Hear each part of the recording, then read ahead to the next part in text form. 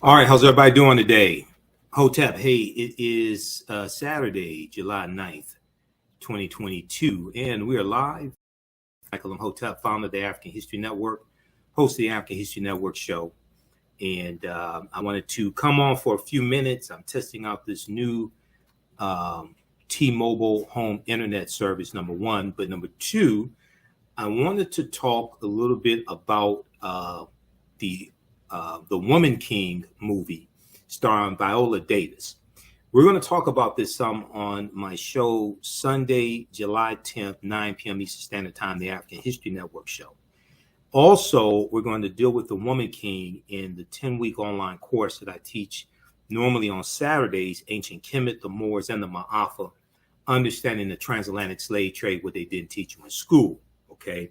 Because the African female warriors that Viola Davis is portraying are the African female warriors from Dahomey, which is modern day, and these were known as the Ahozi or the Mino, M-I-N-O. These were African female warriors, and they were the real life inspiration for the Dora Milaje in the film Black Panther.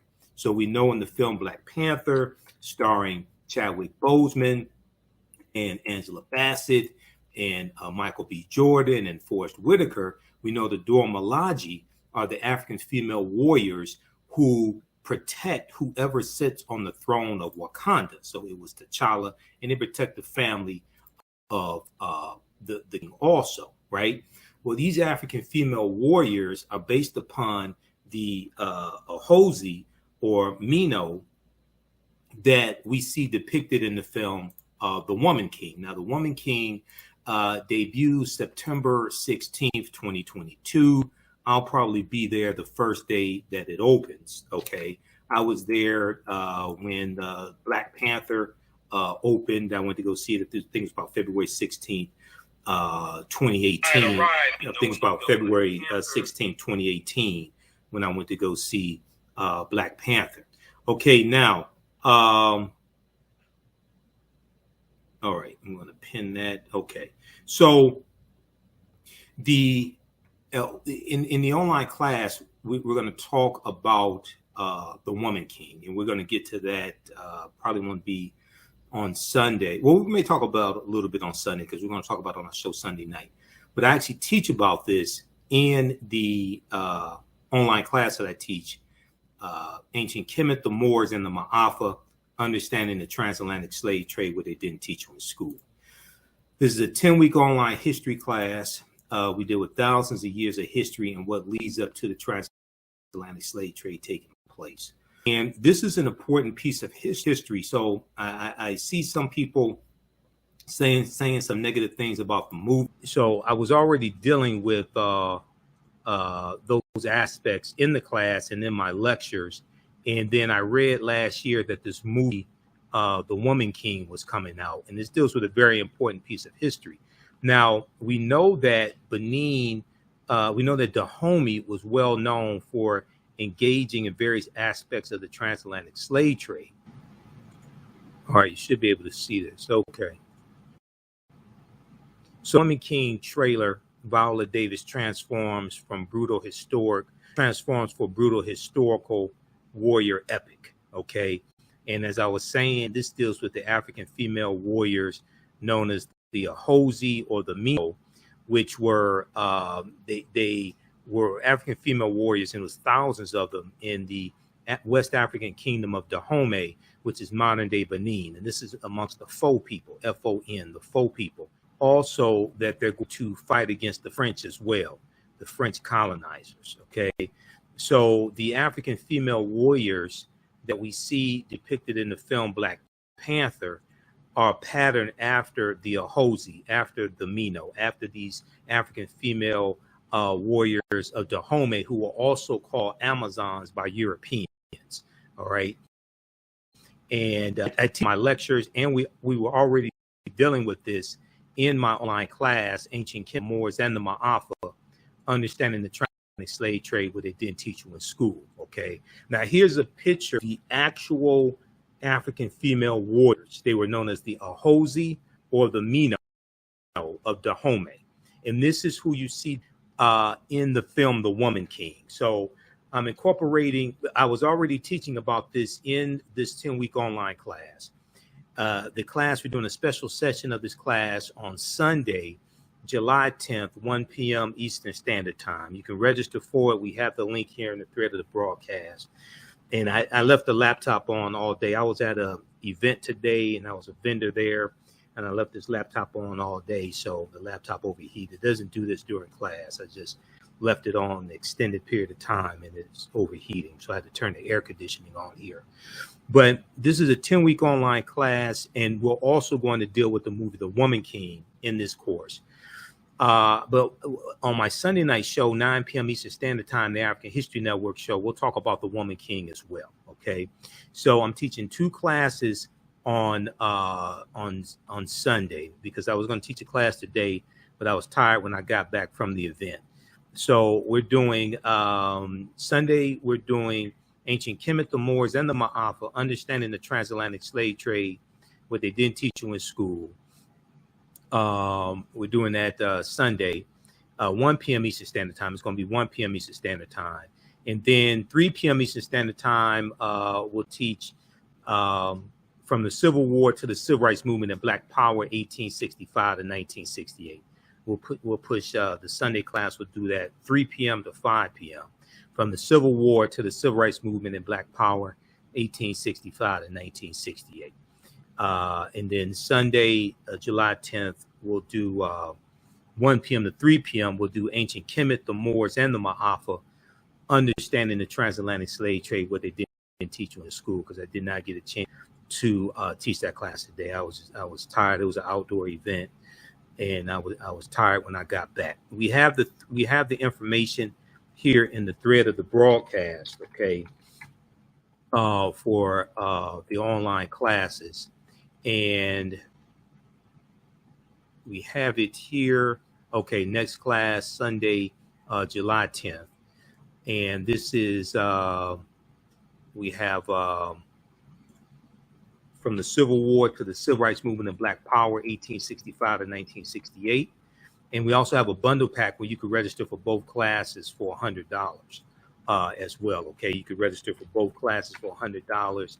That is about a $360 value, because there's going to be bonus classes that you get also. All right, so we're going to incorporate The Woman King into the 10-week online class that I teach normally on Saturdays. We're doing a special session on Sunday, July 10th, 1 p.m. Eastern Standard Time. Ancient Kemet, the Moors, and the Ma'afa, Understanding the Transatlantic Slave Trade, what they didn't teach you in school. And we have the information for the online class here in the thread of the broadcast. And then 3 p.m. to 5 p.m., I'm teaching my normal Sunday class, which is from the Civil War to the Civil Rights Movement and Black Power, 1865 to 1968. You could register for that. We have the information on our website, theafricanhistorynetwork.com, theafricanhistorynetwork.com. And then Sunday, 9 p.m. to 11 p.m. Eastern Standard Time, I'm doing my radio show, the African History Network show, and we'll broadcast here, right here on Facebook and YouTube as well.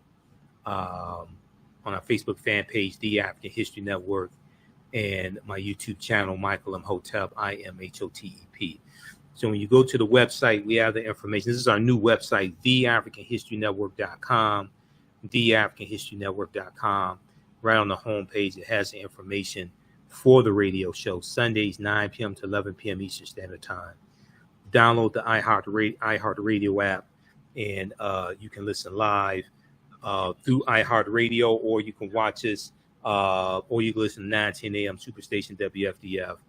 You can also watch us on Facebook and YouTube, The African History Network on Facebook, and Michael Imhotep on YouTube. Okay, so hopefully I'm coming through all right to you, and we'll teach the online classes at our online school. The online classes are not on Facebook or YouTube. That's why you have to register for them.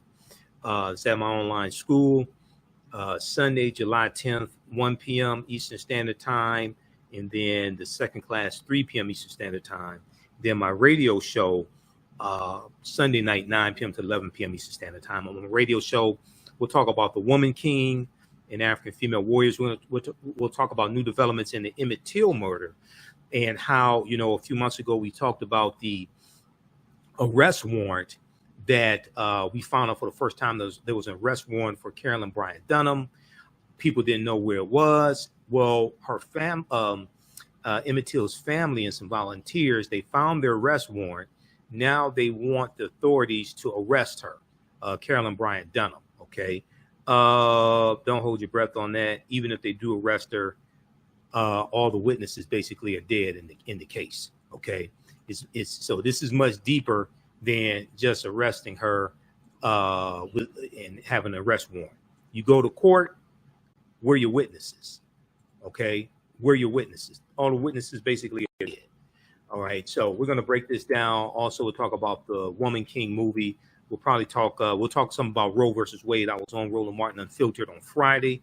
Some of you all saw me on Roland Martin Unfiltered on Friday, and we discussed the executive order that Joe Biden did, President Joe Biden, with protecting women's reproductive rights and abortion. We'll talk a little bit about that as well, and we may have time for Brittany Griner. I think there was one other. Oh, the other thing that we're going to talk about. We were supposed to talk about this on Roland Martin Unfiltered on Friday. We ran out of time, so we're definitely going to talk about Emmett Till. That's going to be our lead story for Sunday, July 10th. The African History Network show, because I've been following this case. You remember when I was doing my show daily, we talked about the fact that that we found out for the first time there was an arrest warrant issued back in 1955 for Carolyn Bryant Dunham. We didn't know about it. We just found out a few months ago.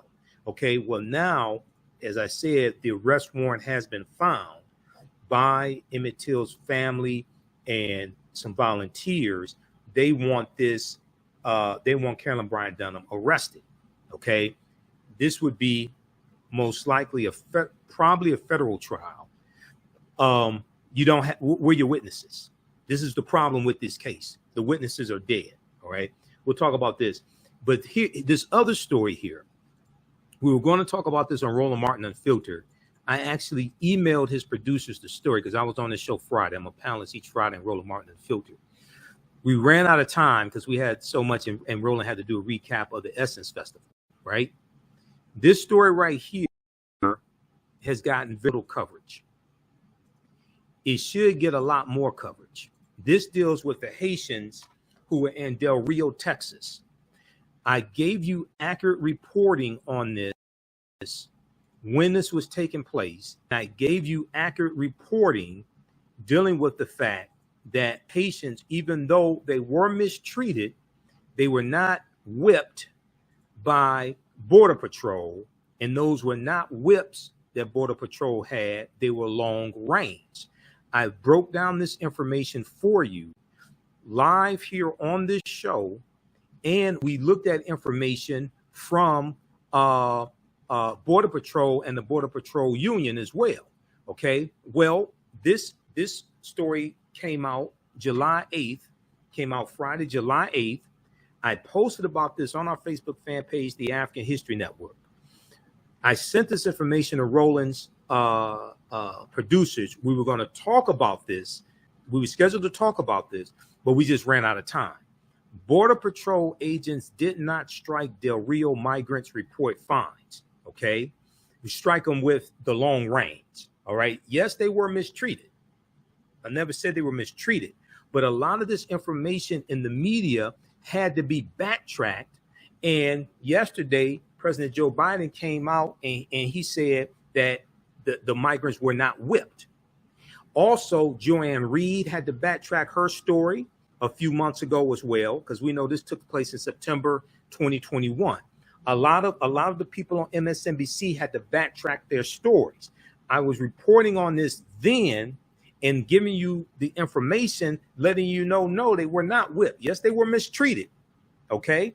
But if we look at this here, the Border Patrol agents on horseback who confronted families last September along the riverbanks in Del Rio, Texas, did not strike migrants with their reins, but used unnecessary force and lacked proper guidance from supervisors. That's true. According to a long anticipated internal report released Friday, July 8th. Why didn't this get more coverage? When these images were floating around, it got nonstop coverage. But then this is a 511-page report. This is a 511-page report that came out. Why did this get very little coverage? If you look at the African History Network Facebook fan page, you saw I posted this exact article there. We're one of the few media outlets that even dealt with this. Why is that? You have to deal with the accurate information, not just the information that supports your argument.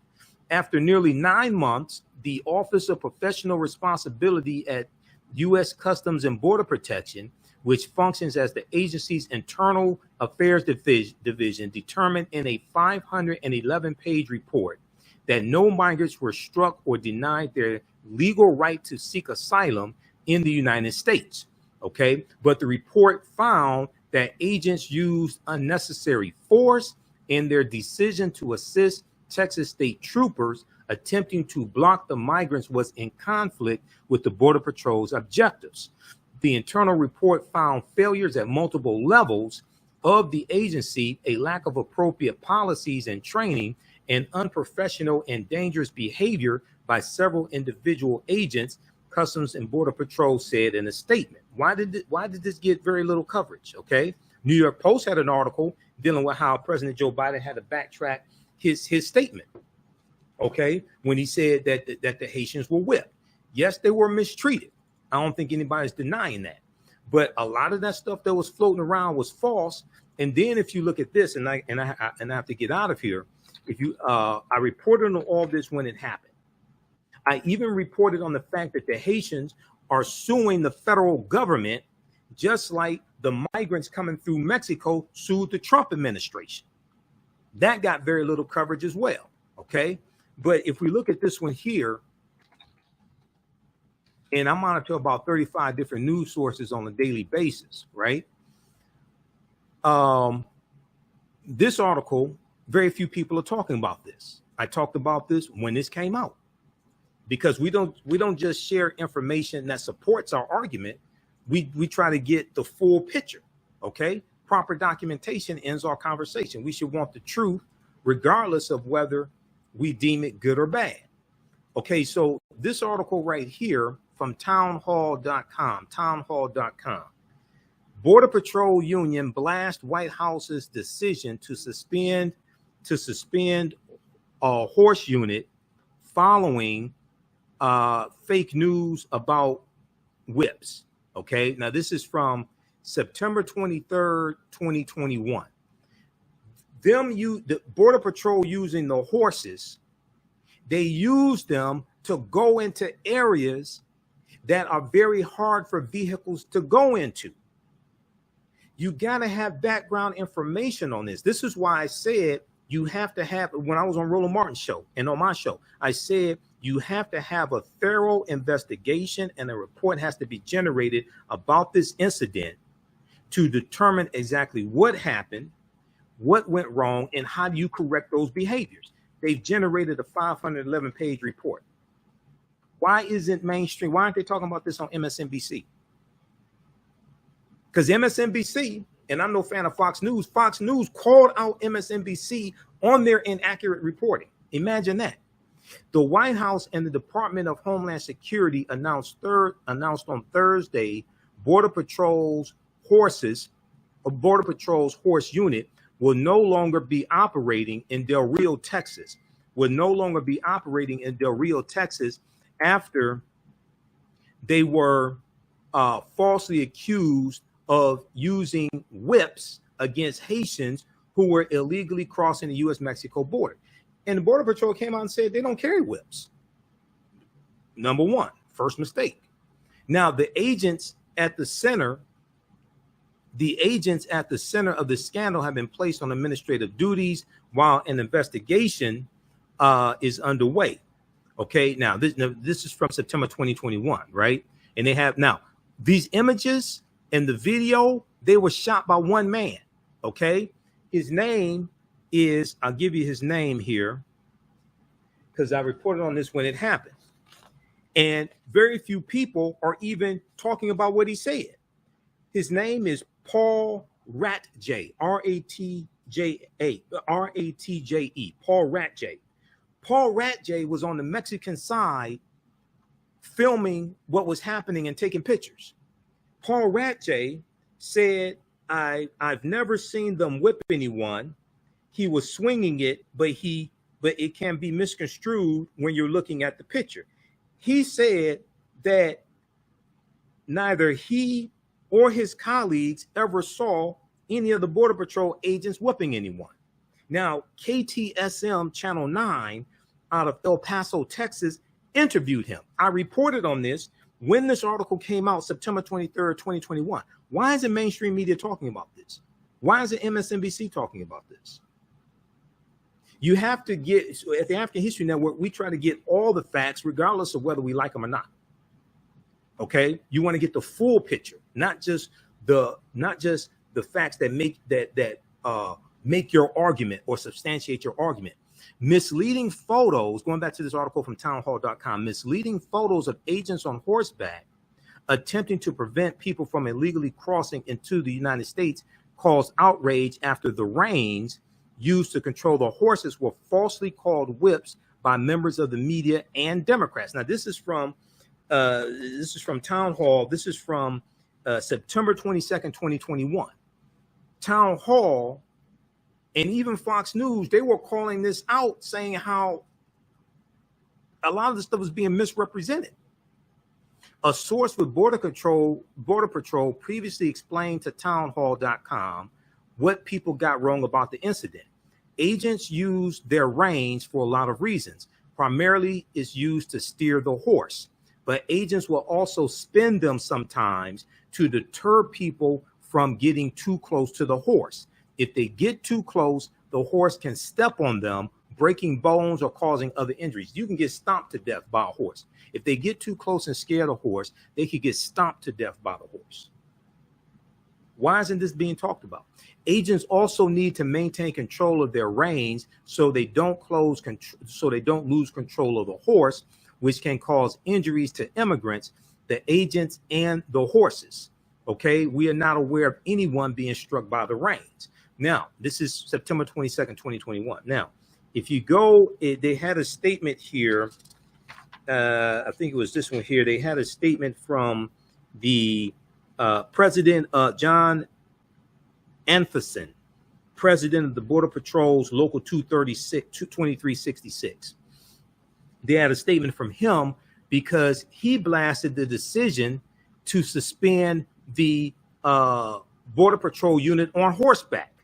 John Anferson, President of the Border Patrol's Local 2366 in Del Rio, Texas, told Town Hall it is detrimental for border security to suspend the whole unit, even if it's just for a short amount of time. He said, quote, "We are told that the Horse Patrol unit has been suspended from operating in the Del Rio, Texas sector only during the remainder of the crisis under the bridge. The Horse Patrol unit is an effective means of apprehending immigrants who illegally cross our borders every day, along with searching for those who are sick or injured and stranded in the brush." Sick or injured or stranded in the brush. Quote, suspending them all for even a brief amount of time takes away one of the few remaining units that have been in the field making arrests and rescues on a regular basis.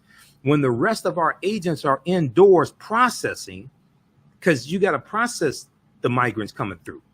You don't just let them through and let them go on their way. They have to be processed.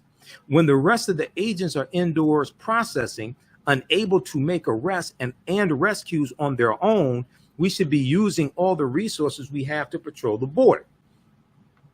Okay, so we're going to give an update on this whole story. and how a lot of this was misrepresented in the mainstream media. Yes, the Haitians were mistreated. Okay. Yes, there should have been probably more preparation for them to come through and be processed. Even though about 90% of people who apply for international political asylum are denied, they still have a right to apply, whether they come here legally or illegally. That goes for Haitians. That goes for Mexicans coming from Mexico, Guatemala, Cameroon, Nigeria. It doesn't matter. They still have a right to apply for international political asylum. If you're fleeing persecution, if you're fleeing violence from your home country, things like this, there's a war, etc. And the other thing is that you also have a right to sue the federal government as well. So when the story broke that the migrants, a lot of the Mexican migrants were suing the federal government, Wall Street Journal broke the story. And then you had people saying, oh, they're going to get reparations. They're getting $400,000 in reparations from the federal government, things like this. Okay, well, those talks broke down with the federal government, number one. It's interesting how a lot of the same people that were running their mouths, spreading misinformation, didn't read the full article from the Wall Street Journal. It's interesting how they didn't report that, number one. Number two, they had a right to sue, and you had migrants who sued under the Trump administration and got settlements of about $125,000. That was not called reparations, all right? But the Haitians have sued also. Some of the same people who put out that misinformation about the Mexican migrants suing the federal government and getting $400,000. They weren't going to get $400,000 each. They were going to get up to $400,000. They were not getting all $400,000 each. But it was a class action lawsuit that the ACLU filed on behalf of those migrants, and they filed against the federal government. Okay. The Haitians have also sued as well. And the thing that I said, because I had people sending me emails and they were saying, oh, this is a slap in the face and all this. I was like, no, you just don't understand international law, and they have a right to sue. Okay. Just like Haitian migrants have a right to sue. The federal government gets sued every day. The federal government gets sued every day. Okay. A lot of people putting this nonsense out just don't understand law. This is the one I was looking for here. This is from the New York Times. Once again, we talked about this article when it came out. Okay. Give me a thumbs up. Give me a heart. Give me a like if I'm coming through all right and you can hear me. Okay. I'm testing out this new T-Mobile internet, and I'm checking it out because this stuff is a lot cheaper than Comcast, Xfinity. Okay. Xfinity is robbing people with no gun. But anyway, Haitian migrants file lawsuit protesting treatment by Border Patrol. How many people heard about this? We talked about this. I reported on this for the African History Network show. Images of Border Patrol agents corralling Black migrants prompted criticism of the Biden administration's response to an influx of thousands in Del Rio, Texas. They show the same picture. This picture was taken by Paul Ratje. Okay, look, his name is right here, Paul Ratje. Paul Ratje is the one that took all those images that people are circulating around, but people are not quoting what he said, because he said he was there. He was on the Mexican side of the border. He was there looking what's taking place, and he said they didn't whip any of the migrants. So why aren't people talking about that? You have to deal with all of the evidence, not just the pieces that make your argument or what you think is your argument. Now, the migrant side of the story was laid out for the first time on Monday in a lawsuit. Now, this article is from December 20th, 2021. So we know the migrants, the Haitian migrants, they were there, Del Rio, Texas, September 2021, right? They filed a lawsuit, rightfully so. They have a right to do that. Just as the Mexicans coming through Mexico, coming through the southern border, had a right to file a lawsuit against the federal government for mistreatment. The Haitians have one also. So for all those Simple Simon ass people out there that said that the Mexican migrants had no right to file a lawsuit against the federal government, they should not get a settlement. Is it your same argument that the Haitian migrants that you were posting pictures about? Okay, is it your same argument that the Haitian migrants have no right to file a lawsuit against the federal government as well? No, they both have a right to file lawsuits against the federal government. That's understanding international law. They both have a right to file lawsuits against the federal government. But we also have a right to file class action lawsuits against the federal government. The family of those killed in South Carolina, Mother Emanuel Church by Dylan Roth, the family filed a class action lawsuit against the federal government and got a settlement of $88 million. The family, okay? You've had settlements. There was a settlement against the federal government when it came to, I think it was Marjorie Stoneman Douglas. I think it was that. I think it was that one. It was one of those big shootings. The families sued the federal government, and they won a huge settlement. I think it's, let me see. I think it's this one here. It was something like over 100. Justice Department announces civil settlement in cases. Okay, family Parkland should settle with it. Okay, let's see this right here. Get millions of dollars. Okay, 130 million. I was correct. This one right here. I was correct. I study this daily. Okay. The federal government gets sued every day. So if we look at this article, then I have to get out of here.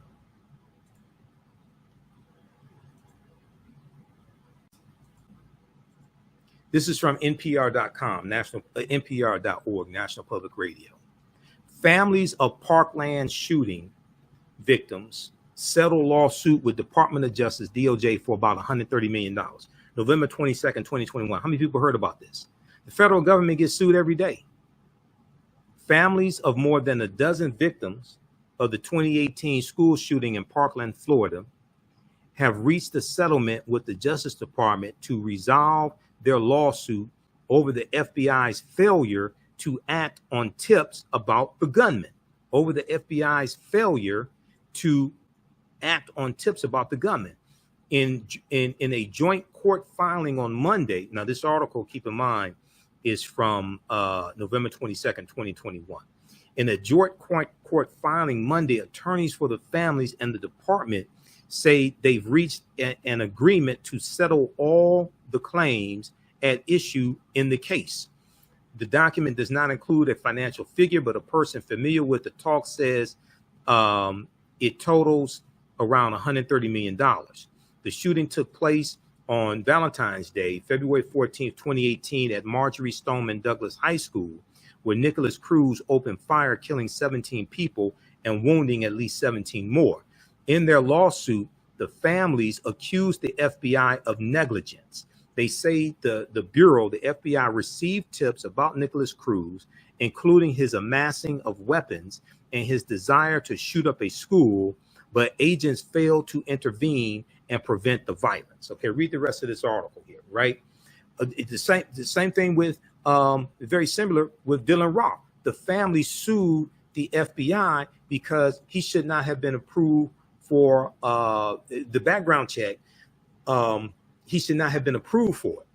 They sued and they won. They got an $88 million settlement. The federal government gets sued every day, and the Mexicans had a right to sue, coming through under the Trump administration and coming through the southern border for mistreatment. They had a right to sue, and the Haitians have filed a class action lawsuit against the federal government. They have a right to sue also. Read this article here from the New York Times. Haitian migrants file lawsuit protesting treatment by Border Patrol. This got very little coverage in the mainstream media, but we reported on this here on the African History Network show. This is from December 20th, 2021. Okay, so these are some of the topics that we'll talk about Sunday, 9 p.m. to 11 p.m. Eastern Standard Time, Sunday, July 10th, the African History Network show on 9:10 a.m. Superstation WFDF here in Detroit, but we also broadcast on Facebook and YouTube. Okay, visit our new website, theafricanhistorynetwork.com, theafricanhistorynetwork.com. We have information for the show there. You can also support the African History Network. If you like this type of information, you can support the African History Network, $, the AHN show through Cash App, $, the AHN show through Cash App, also through PayPal, paypal.me / the AHN show. So this helps us keep doing the research, stay on the air, keep broadcasting, pay some of the bills, etc. And okay, we've got it right here. And also we have a 72-hour sale going on, weekend sale going on. Get 30% off orders of $100 or more. I sent out the email blast this morning before I went to my event, but that's going on right now as well. And we'll get the new use promo code AHN30 off. I have to update the website, but we have it there. 30% off orders of $100 or more. My DVD lectures and video downloads are at our website, AfricanHistoryNetwork.com. We have it there. We have bundle packs also. We have the information for PayPal and YouTube here, PayPal and Cash App. But we have my lectures. The 30% discount excludes online courses because the online course is already discounted. But we have the Out of Darkness, Heavy is the Crown documentary from director Amadeus Christ, which deals with the African origins of the major world religions. We have my lectures here dealing with the real history of Juneteenth, Wall Street, when black men dominated horse racing. We have the 9 DVD bundle pack, The Africans Who Were Here Before Columbus, which deals with the African presence in the Americas before Europeans got here. We have my 15 DVD bundle pack, the Michael Imhotep Black History Month bundle pack, my lecture dealing with the film Black Panther. We have lectures, double lectures I've done with Professor Kaba Hiawatha Kamene, who you see in the Hidden Colors documentaries. He's one of my teachers, as well as Dr. Leonard Jeffries. I did a double lecture with Dr. J here in Detroit a few years ago. This lecture here, Ancient Africans in America Before Native Americans, Columbus, or Slavery, from Kemet to Wakanda, is one of my lectures. We have the bundle packs from Dr. John Henry Clark and Dr. Yosef Ben Yakinen. And then we also have a lecture that Dr. Francis Chris Wilson did here in Detroit back in 2013. And we have a 6 DVD bundle pack that I've done, Black Migrations, 1619 and 2019. It's a 6 DVD bundle pack. That's on sale, $50. So use promo code AHN, AHN30 off July, AHN30 off July. We have the sale going on till Monday. And I'm going to, I got to update the website, but that's the that's the correct code. AHN30 off. And I'm going to post it here.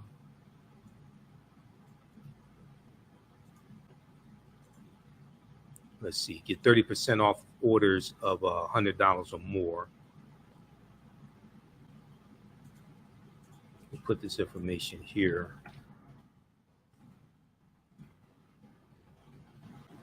And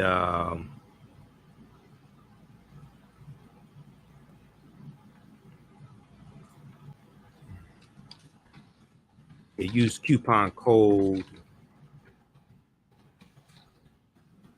AHN30 off July.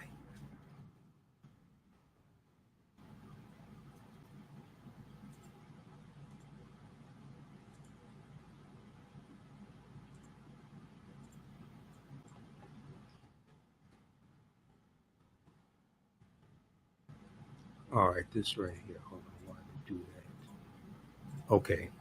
So I got to update the website, but this is the right coupon code. The right coupon code is on the website, AHN30 off July. Get a 30% off your orders of $100 or more. Okay, so look, hey, join us for the online class. that the 2 online classes I'm teaching on Sunday. Join us for that. We have the information here in the thread of the broadcast. You can register for them also at our website, AfricanHistoryNetwork.com. Those classes are Ancient Kemet, the Moors, and the Ma'afa, understanding the transatlantic slave trade, what they didn't teach you in school, and from the Civil War to the Civil Rights Movement and Black Power, 1865 to 1968. Okay, so we're doing one class we're doing at 1 p.m. on Sunday. The other class we're doing 3 p.m. And then my radio show Sunday, July 10th, 2022, 9 p.m. to 11 p.m. Eastern Standard Time. Look, we have to get out of here. Remember the African History. Give us a thumbs up. Give us a heart. Give us a like on this broadcast. Remember the African History Network. We focus on educating, empowering, and inspiring people of African descent throughout the diaspora and around the world. Because right now it's correct wrong behavior. It's not over till we win. Wakanda forever. And